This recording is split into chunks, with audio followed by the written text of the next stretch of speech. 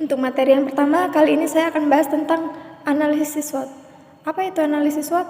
Yakni suatu perencanaan metode strategis untuk mengevaluasi faktor-faktor apa saja yang telah berpengaruh dalam tujuan tersebut, baik tujuan jangka pendek maupun jangka panjang. Bagi sebuah lembaga, analisis SWOT saat ini adalah sebagai terobosan terbaru, karena analisis SWOT dapat mengetahui bagaimana kita untuk menyelesaikan suatu permasalahan di lembaga, baik itu peluang maupun ancaman.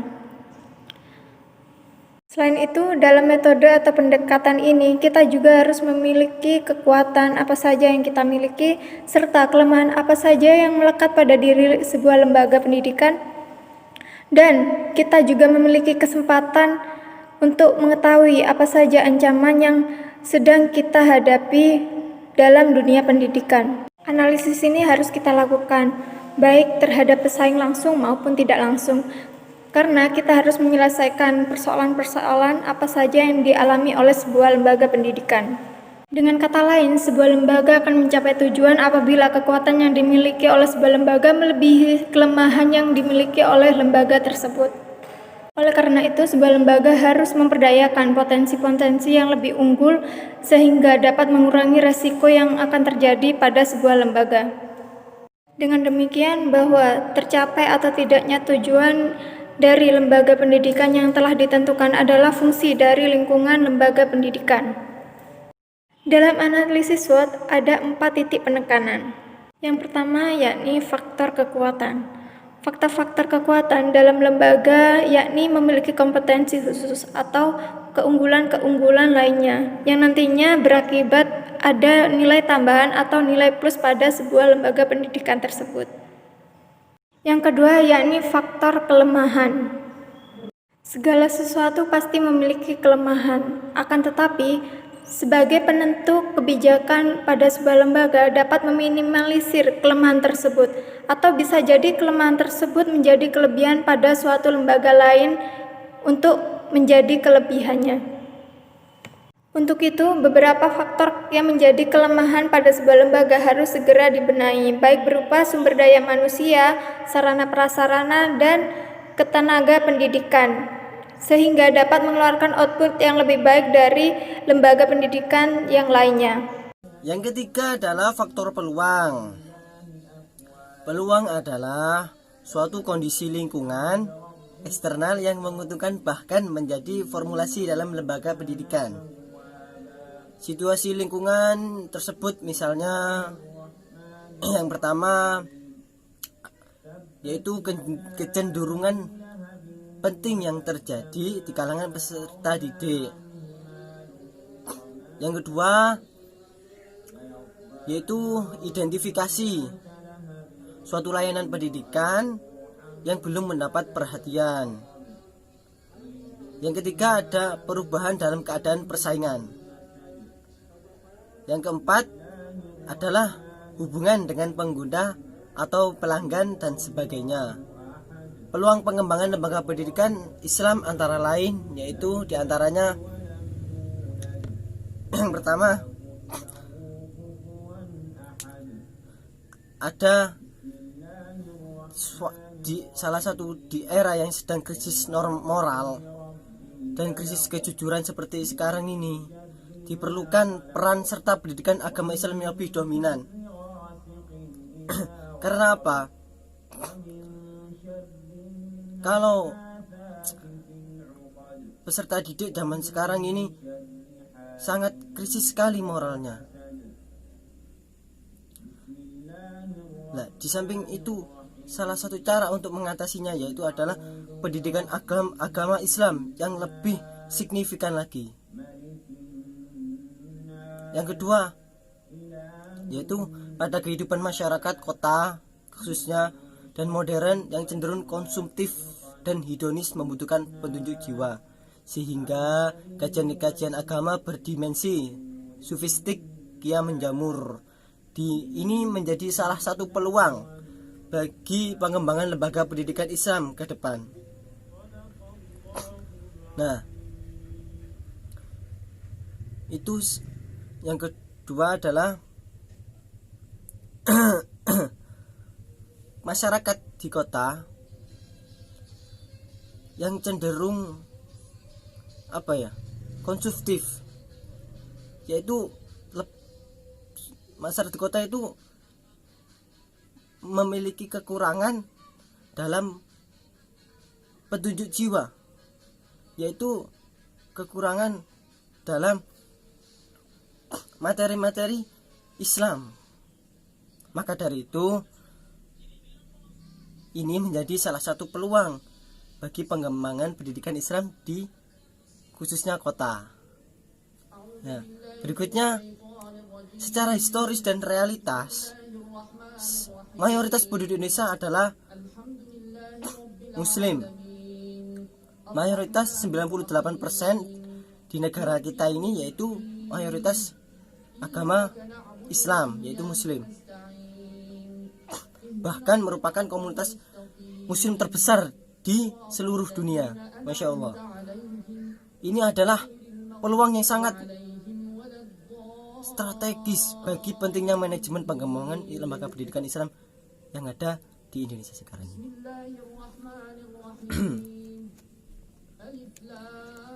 Setelah faktor peluang, ada juga yang keempat, yaitu faktor ancaman.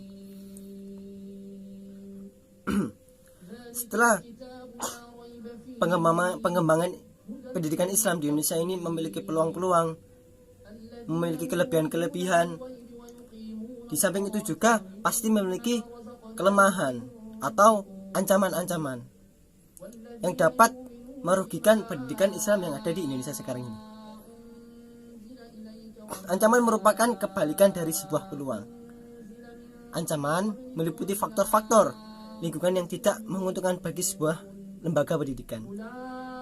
Jika sebuah ancaman tidak ditanggulangi, maka akan menjadi sebuah penghalang atau penghambat bagi kemajuan dan peranan sebuah lembaga pendidikan itu sendiri. Contoh yaitu yang minat peserta didik baru yang menurun, kurangnya kepercayaan masyarakat terhadap lembaga pendidikan tersebut, dan lain-lain. Yaitu masyarakat sekarang lebih percaya kepada pendidikan formal, pendidikan sekolah umum pada umumnya. Nah, ini menjadi ancaman bagi pendidikan Islam di Indonesia. Karena apa? Kecenderungan masyarakat lebih kepada pendidikan formal, yaitu pendidikan umum. Nah, itu salah satu ancaman bagi pendidikan Islam di Indonesia. Yang kedua adalah analisis SWOT secara cermat dan akurat. Menurut salah satu ilmuwan pada tahun 1989, analisis SWOT terbagi menjadi 7 tahapan. Menjadi 7 tahapan proses manajemen strategi. 1. Lakukanlah analisis SWOT secara cermat dan akurat. Yang kedua, mengenali visi dan misi organisasi. Yang ketiga, melakukan formulasi tentang filosofi dan kebijakan organisasi. Yang keempat, menetapkan sasaran strategi organisasi. Yang kelima, menetapkan strategi organisasi. Yang keenam, melaksanakan strategi organisasi. Dan yang ketujuh adalah melakukan kontrol strategi organisasi. Nah, itu adalah tahap-tahapan proses manajemen strategi menurut ilmuwan Amerika.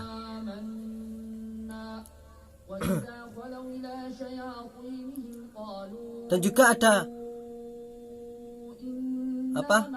definisi menurut